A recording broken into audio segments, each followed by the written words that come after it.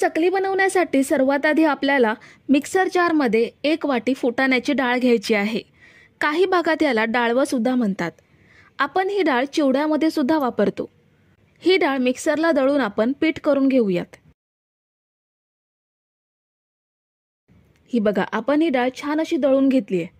ह्याप्रमाणे बारीक पावडर बनवून घ्यायची आहे। आता हे डाळव्याचं पीठ आपण मिक्सिंग बाउलमध्ये ट्रान्सफर करूयात। डाळव्याचं पीठ मिक्सिंग बाउलमध्ये घेताना चाळून घ्यायचं आहे। ह्यामुळे पिठामधले जाड कण किंवा डाळ असेल तर ते सेपरेट होते।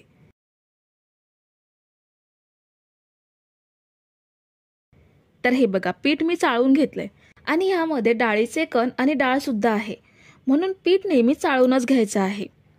आता ह्यामध्ये 3 वाटी तांदळाचं पीठ घ्यायचं आहे। इथे तुम्ही कुठच्याही तांदळाचं पीठ घेऊ शकता। अगदी रेशनच्या तांदळाचं पीठ सुद्धा वापरू शकता किंवा विकतचं रेडीमेड तांदळाचं पीठ घेतलं तरीही चालेल। आता ह्यामध्ये आपण मसाले घेऊयात। पाव चमचा हळद घ्यायची आहे। 1 चमचा लाल मिरची पावडर घेऊयात। तुमच्याकडे जर काश्मीरी लाल मिरची पावडर असेल तर ती अवश्य वापरा, कारण त्याने चकलीला रंग खूप छान येतो। पाव चमचा हिंग घ्यायचा आहे। अर्धा चमचा धने पावडर घेऊयात। 1 चमचा ओवा घ्यायचा आहे।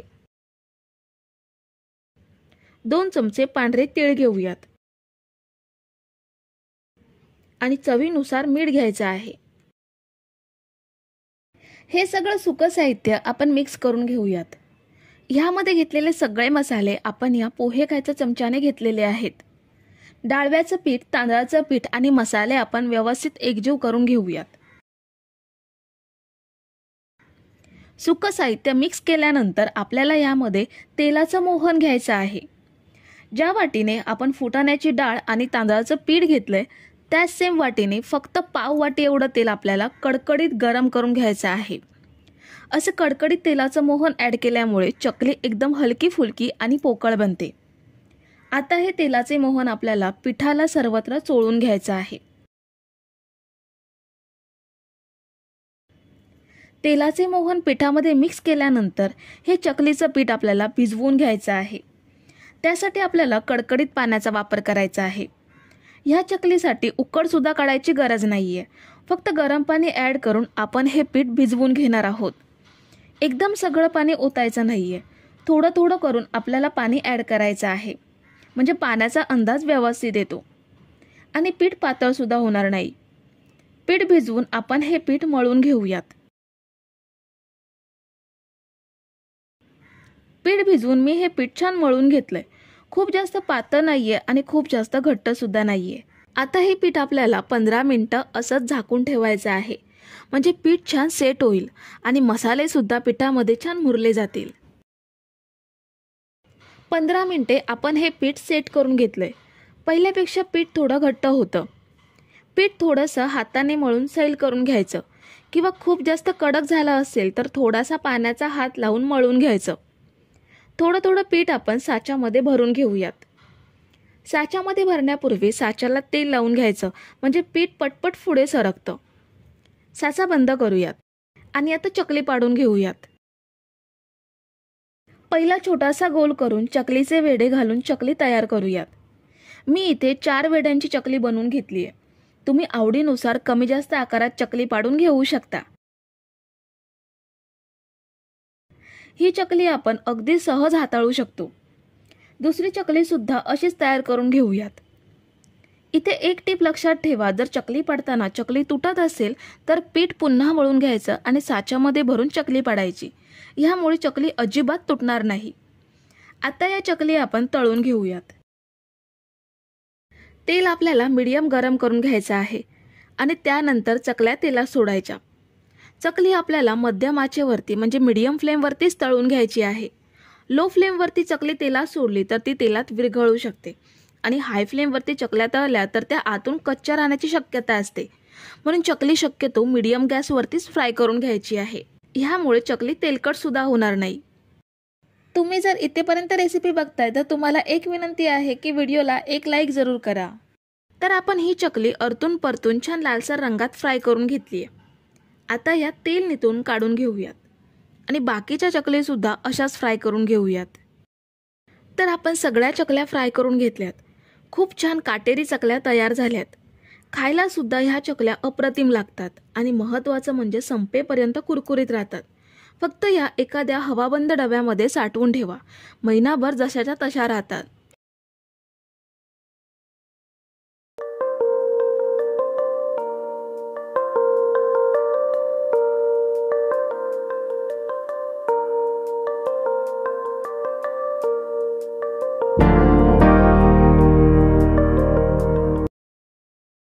एका मिक्सिंग बाउलमध्ये आपल्याला 4 वाटी मैदा घ्यायचा आहे. वजनी ह्याचं प्रमाण अर्धा किलो एवढं आहे. मैदा मोजून घेताना कुठच्याही वाटीने 4 वाटी होईल असा मोजून घ्यायचा. मैदा वाटीमध्ये भरताना अजिबात गच्च किंवा दाबून भरायचा नाहीये.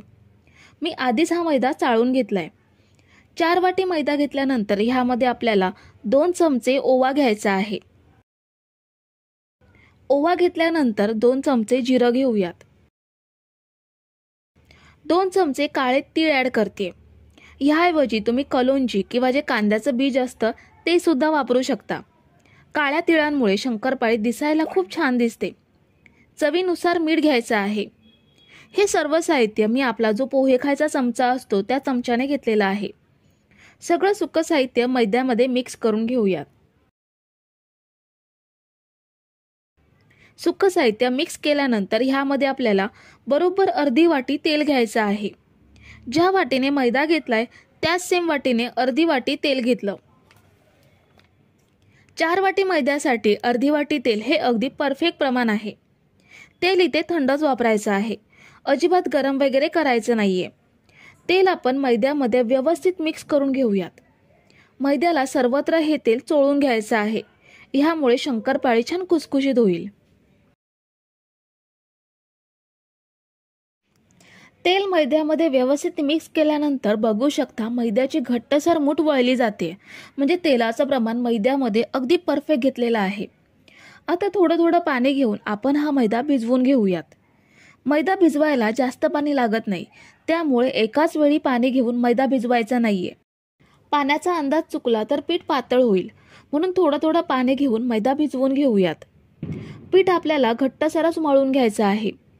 जर तुम्ही पीठ मळताना सैलसर पीठ मळलं तर शंकरपाळ्या तेलकट होऊ शकतात. तर इथे मी पीठ भिजवून घट्टसर मळून घेतलंय. जास्त पातळ देखील नाहीये की जास्त घट्ट सुद्धा नाहीये. हे पीठ आपल्याला 15 मिनिटं झाकून ठेवायचं आहे. ह्यामुळे हे छान मुरलं जाईल. तर 15 मिनिटे आपण हे पीठ झाकून ठेवलं होतं. ह्यामधून थोडंसं पीठ लाटण्यासाठी घेऊयात. ह्याची आपण पोळी लाटून घेणार आहोत.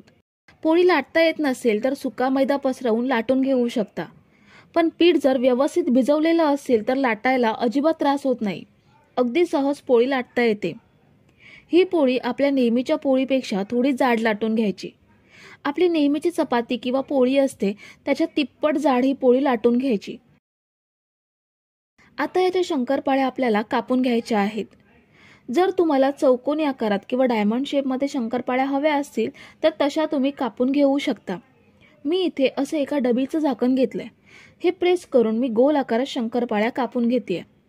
आपण नेहमी चौकोनी किंवा डायमंड शेपमध्ये शंकरपाळ्या बनवतोच, पण एक नवीन पद्धत म्हणून मी हे डबीचं झाकण वापरते. ह्यामुळे शंकरपाळ्या दिसायला सुद्धा आकर्षक दिसतात. अगदी जसे जिरा बिस्किट असतात तशाच्या सेम शंकरपाळ्या दिसतात. प्लास्टिकच्या झाकणाऐवजी तुमच्याकडे जर स्टीलच्या छोट्या डब्याचं झाकण असेल तर ते वापरा. त्याला धार चांगली असते, त्यामुळे अगदी पटापट शंकरपाळ्या कापल्या जातात. ह्याच पद्धतीने बाकीच्या शंकरपाळ्या कापून घेऊयात. तर ही बघा, इथे मी एक बॅच तयार करून घेतली आहे. आता हे फ्राय करून घेऊयात. कढईमध्ये आपण तळण्यासाठी तेल घेतले. तेल आपल्याला मध्यम गरम करून घ्यायचं आहे. एक छोटासा गोळा तेलात सोडल्यावर हळूहळू वरती आलाय, म्हणजे तेल आपलं परफेक्ट गरम आहे. ह्यामध्ये शंकरपाळी सोडूयात. शंकरपाळी तळताना गॅस अजिबात स्लो किंवा हाय ठेवायचा नाहीये. मध्यम आचेवरतीच आपल्याला ही शंकरपाळी तळून घ्यायची आहे. जर मंद गॅसवरती शंकरपाळी तळलात तर ती तेलकट होईल आणि मोठ्या गॅसवरती शंकरपाळीला लाल रंग तर येईल पण आतून ती कच्ची राहील. त्यामुळे मध्यम गॅसवरतीच परतून परतून आपल्याला ही शंकरपाळी तळून घ्यायची आहे. शंकरपाळीला हलका बदामी रंग आला आणि बुडबुडे थोडे कमी झाले की शंकरपाळी आपल्याला तेलातून बाहेर काढून घ्यायची आहे. तर इथे शंकरपाळीला हलका बदामी रंग आलाय आणि बुडबुडे सुद्धा बरेच कमी झालेत. ह्या स्टेजला शंकरपाळी तेलातून बाहेर काढायची. शंकरपाळी तेलातून बाहेर काढल्यावर देखील थोडा वेळ त्यांची कुकिंग प्रोसेस चालूच असते आणि त्यांचा रंग बाहेर काढून सुद्धा थोडासा गडद होतो. त्यामुळे या स्टेजला शंकरपाळी तेलातून बाहेर काढून घेऊयात आणि बाकीच्या शिल्लक शंकरपाळी सुद्धा आपल्याला अशाच तळून घ्यायच्या आहेत. तुम्ही जर इथेपर्यंत रेसिपी बघताय तर तुम्हाला एक विनंती आहे की व्हिडिओला एक लाईक जरूर करा. तर इथे मी सगळ्या शंकरपाळ्या तळून घेतल्यात. खूप छान रंग आलाय शंकरपाळीला. अगदी जसं जिरा बिस्किट असतं सेम तशाच्या शंकरपाळ्या दिसतायत. एक शंकरपाळी मी तुम्हाला तोडून दाखवते. ही बघा किती खुसखुशीत आहे ती. आतून ह्याला खूप साऱ्या पातळ लेयर्स पडतात, त्यामुळे खूप छान खुसखुशीत शंकरपाळी तयार होते. तुम्ही सुद्धा सांगितलेल्या प्रमाणात शंकरपाळी बनवली तर तुमच्या सुद्धा शंकरपाळ्या अशा छान खुसखुशीत होतील.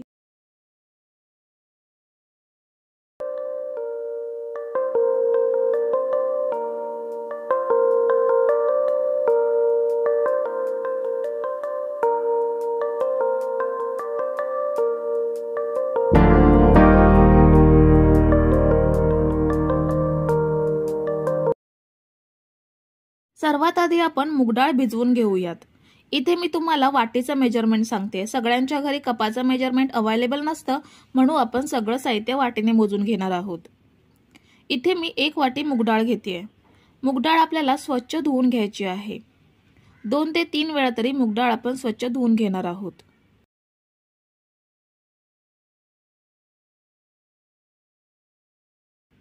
मूगडाळ 2 ते 3 वेळा धुवून घेतलीये.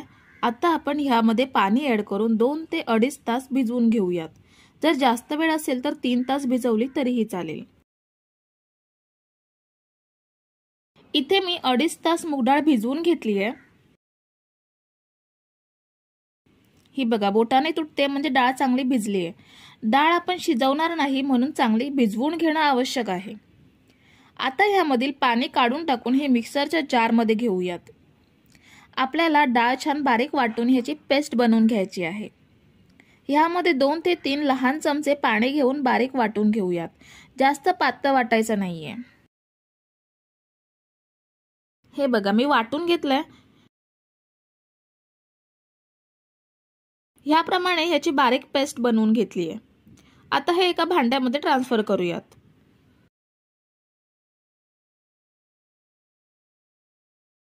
मूगडाळीची पेस्ट भांड्यात काढून घेतली आहे. ह्यामध्ये चवीनुसार मीठ घेऊयात. आपण 3 वाटी पीठ सुद्धा घेणार आहोत तर त्या अंदाजाने मीठ घ्यायचं आहे. आता आवडीनुसार मसाले ऍड करूयात. 1 टेबलस्पून ओवा घ्यायचा आहे. 1 टेबलस्पून जिरं आणि 1 टेबलस्पून काळी मिरी पावडर घेऊयात. मसाले ऍड करून झाल्यावर ह्यामध्ये 2 टेबलस्पून एवढं तूप घ्यायचं आहे. तूप गरम वगैरे करून घ्यायची गरज नाही आहे. जसं आहे तसं तूप ऍड केलं. आता हे सगळे जिन्नस मूगडाळीमध्ये मिक्स करून घेऊयात.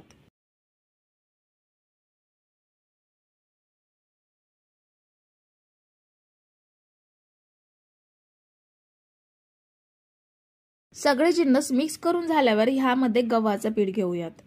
ज्या वाटीने मूगडाळ घेतली आहे त्याच वाटीने 3 वाटी गव्हाचं पीठ घ्यायचं आहे. गव्हाच्या पिठाऐवजी मैद्याचा सुद्धा इथे वापर करू शकता, पण आपण पौष्टिक बनवतोय म्हणून आपण इथे गव्हाचं पीठ घेतोय. आता मूगडाळीच्या मिश्रणामध्ये पीठ भिजवून मळून घ्यायचं आहे. सांगितलेल्या प्रमाणामध्ये सगळं साहित्य घेतलं तर पाणी ऍड करायची गरज लागत नाही. मूगडाळीच्या मिश्रणामध्ये चांगलं पीठ भिजलं जातं.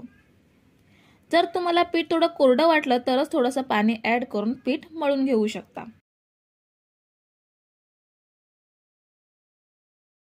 मी पाणी न वापरता छान मऊसर पीठ मळून घेतलंय. आता ह्यावर झाकण ठेवून असंच 15 मिनिटे ठेवूयात, म्हणजे सगळे मसाल्यांचे फ्लेवर पिठामध्ये उतरतील आणि पीठ चांगलं सेट होईल. 15 मिनिटांनी झाकण काढूयात. पीठ आपलं छान सेट झालंय. ह्याचे 4 समान आकाराचे गोळे बनवून घेऊयात.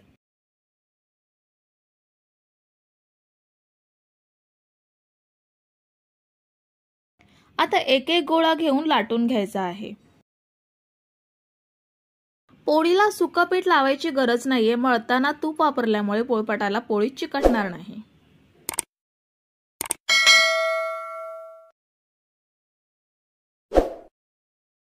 आपली नेहमीची चपाती असते त्यापेक्षा थोडं जाड लाटायचं आहे।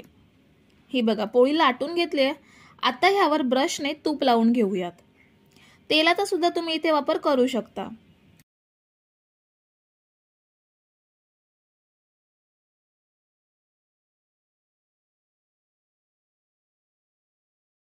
तूप लावून झाल्यावर कॉर्नफ्लोअरचं सुक्कं पीठ पसरवून घ्यायचं आहे। कॉर्नफ्लोअर ऐवजी मैदा सुद्धा वापरू शकता, पण मैद्यापेक्षा कॉर्नफ्लोअरने लेयर्स चांगले मोकळे होतात।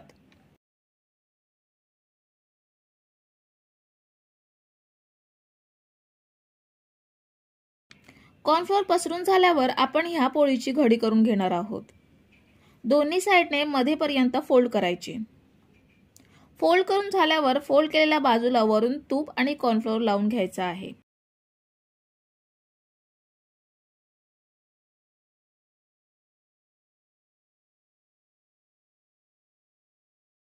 आता राहिलेल्या दोन बाजू ह्यावरती अर्ध्यापर्यंत फोल्ड करायच्या।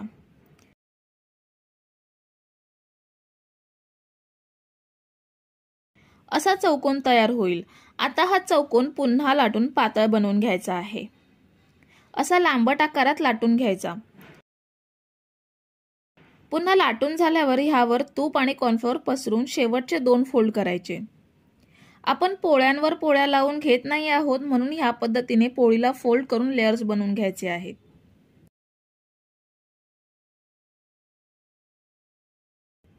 आता हे लाटण्याने हलक्या हाताने लाटून घेऊयात। हे बघा छान पट्टी तयार करून घेतली आहे। आता हे कट करून घेऊयात।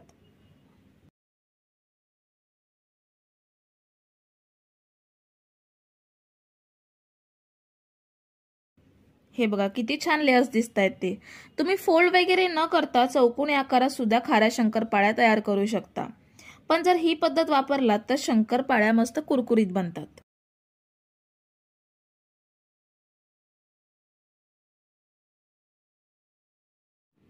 ह्या बघा थोड्या शंकरपाळ्या बनवून घेतल्यात। आता फ्राय कशा करायच्या ते पाहूयात। गॅसवरती कढईमध्ये तेल तापायला ठेवले। मीडियम गरम झालंय। हे कसं ओळखायचं तर पिठाचा छोटासा गोळा तेलात सोडायचा। बुडबुडे येऊन लगेच वरती आला म्हणजे तेल तळण्यासाठी परफेक्ट रेडी आहे। जर ब्राऊन होऊन वरती आला असेल तर तेल भरपूर गरम आहे असं समजायचं आणि गॅस थोडा कमी करून तेलाचं तापमान कमी झाल्यावर शंकरपाळ्या तेलात सोडायच्या। आपलं तेल परफेक्ट गरम आहे। शंकरपाळ्या तेलात सोडूयात। मीडियम गॅसवरती आपल्याला हे फ्राय करून घ्यायचे आहेत।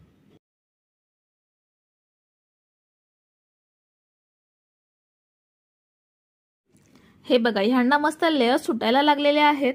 आधी ह्यांना चमचा लावायचा नाहीये, नाहीतर ते तेलात विरघळू शकतात। 2 ते 3 मिनिटांनी परतून घेऊयात। असंच हे मीडियम गॅसवरती रंग बदलेपर्यंत फ्राय करून घ्यायचे आहेत।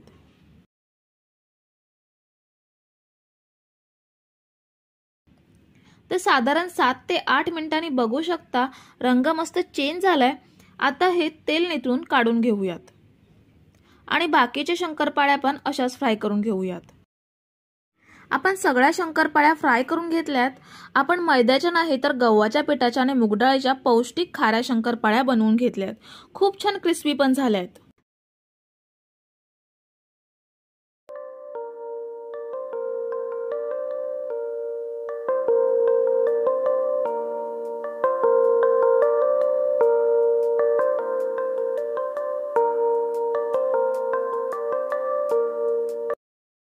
तर गव्हाच्या पिठाची खारी शंकरपाळी बनवण्यासाठी आपण एका मिक्सिंग बाउलमध्ये अर्धी वाटी दूध घेऊयात। दूध इथे गरम करून थंड केलेलं गाईचं किंवा म्हशीचं जे अवेलेबल असेल ते घेऊ शकता। 2 चमचे साखर घ्यायची आहे। 2 चमचे तूप घेऊयात। तुपाऐवजी तुम्ही तेलाचं मोहन सुद्धा घेऊ शकता। तूप गरम केलेलं नाहीये, जसं आहे तसंच ॲड केलं। तूप आणि साखर दुधामध्ये मिक्स करूयात। साखर आपल्याला दुधामध्ये विरघळवून घ्यायची आहे। साखर विरघळल्यानंतर 1 वाटी गव्हाचं पीठ घ्यायचं आहे। आपण नेहमी चपातीसाठी वापरतो तेच पीठ आहे। 1 वाटी मैदा घेऊयात। तुम्हाला जर मैदा वापरायचा नसेल तर 2 वाटी फक्त गव्हाचं पीठ घेऊ शकता। 1 चमचा ओवा घ्यायचा आहे आणि चवीनुसार अर्धा चमचा मीठ घेतलं।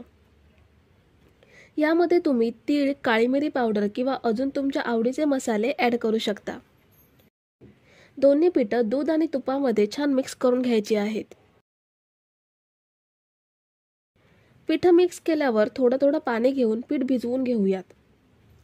आपल्याला हे पीठ चपातीच्या पिठाप्रमाणे सैल भिजवायचं नाहीये, तर चपातीच्या पिठापेक्षा थोडासा घट्ट गोळा बनवून घेऊयात. तर हे बघा, पीठ भिजवून घट्टसर मळून घेतलंय. खूप जास्त पातळ नाहीये की खूप जास्त घट्ट सुद्धा नाहीये. आता यावर झाकण ठेवून 15 ते 20 मिनिटे असंच ठेवूयात, म्हणजे पीठ छान सेट होईल आणि ओव्याचा सुगंध पिठामध्ये छान मुरला जाईल. 15 ते 20 मिनिटे पीठ छान सेट झाल्यावर पुन्हा एकदा अर्धा मिनिट मळून घ्यायचं आहे. पीठ मळून घेतल्यावर याचे लहान लहान गोळे बनवून घेऊयात. इथे मी संपूर्ण मळलेल्या पिठाचे गोळे बनवून घेतलेत. याच्या आता पातळ पोळ्या लाटून घ्यायच्या आहेत. सुकं पीठ घेऊन आपण पोळी लाटून घेऊयात. जेवढी पातळ पोळी लाटता येईल तेवढी पातळ पोळी लाटून घ्यायची, म्हणजे शंकरपाळीला लेयर्स खूप छान पडतील. पोळी लाटून झाल्यावर आपल्याला याचे उभे भाग कापून घ्यायचे आहेत. पोळीला एका विशिष्ट अंतरावरती कट देऊयात. दोन्ही साईड काढून घ्यायच्या. आता एका भागाला आपल्याला तूप लावून घ्यायचं आहे. तुपाऐवजी तेलाचा सुद्धा वापर करू शकता. आपण इथे साठा तयार करून घेतला नाहीये, फक्त तूप आपल्याला लावून घ्यायचं आहे. दुसरा भाग ह्या भागावरती ठेवूयात आणि ह्याला सुद्धा वरून तूप लावून घ्यायचं आहे. तूप लावून झाल्यावर राहिलेला भाग ह्यावरती ठेवायचा. आता या पट्टीला मधोमध कट देऊन 2 भाग करायचे. एका भागालाच फक्त तूप लावून घ्यायचं आणि दुसरा भाग कोरडा ठेवायचा. कोरडा भाग उलट्या बाजूने ह्या पद्धतीत ठेवायचा. आता हलक्या हाताने आपण ही पट्टी थोडीशी लाटून घेऊयात. थोडंसं सुकं पीठ घेऊन हलक्या हाताने लाटून घ्यायचं, म्हणजे हे लेयर्स एकमेकांना चांगले चिकटतील. साईडचा भाग थोडा थोडा कापून घेऊयात. आणि आता हे 1-1 इंचावर ह्या पद्धतीत पट्टा तयार करून घ्यायचे आहेत. 1-1 पट्टे घेऊन थोड्या थोड्या अंतरावर फोल्ड करून दुसऱ्या बाजूला घट्ट दाबून घ्यायचे. ह्या पद्धतीने मटरीचा आकार बनवून घ्यायचा. मटरी घट्ट दाबून घ्यायची, नाहीतर तेलात तळताना सुटू शकते.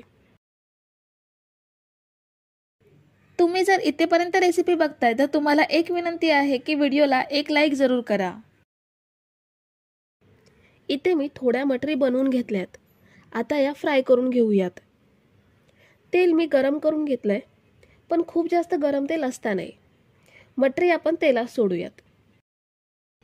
हे बघा, तेलात सोडल्यावर ह्या लगेच वरती येत नाहीयेत. एवढं आपलं तेलाचं तापमान आहे. मटरी तेलात सोडल्यानंतर सुरुवातीला ह्यांना अजिबात चमचा किंवा झारा लावायचा नाहीये. जेव्हा हे तेलाच्या वरती तरंगतील तेव्हा यांना अलटून पलटून सोनेरी रंगात छान फ्राय करून घ्यायचे आहेत. मंद ते मध्यम आचेवरती आपण ह्या मटरी सोनेरी रंगात फ्राय करून घेऊयात.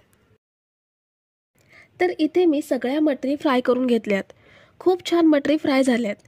एकदम खुसखुशीत कुरकुरीत मटरी किंवा खारी शंकरपाळी आपण बनवून घेतली आहे. एकदाच बनवून 1 ते 1.5 महिना आपण ही हवाबंद डब्यामध्ये साठवून ठेवू शकतो. संध्याकाळी चहासोबत किंवा पाहुणे मंडळी आल्यावर चहासोबत आपण ही देऊ शकतो. तर मंडळी, रेसिपी कशी वाटली हे कमेंट करून नक्की सांगा आणि व्हिडिओला न विसरता लाईक करा. रेसिपी तुमच्या मित्रमैत्रिणींसोबत शेअर करा आणि चॅनलला सबस्क्राईब केलं नसेल तर लगेच सबस्क्राईब करून घ्या. थँक्यू.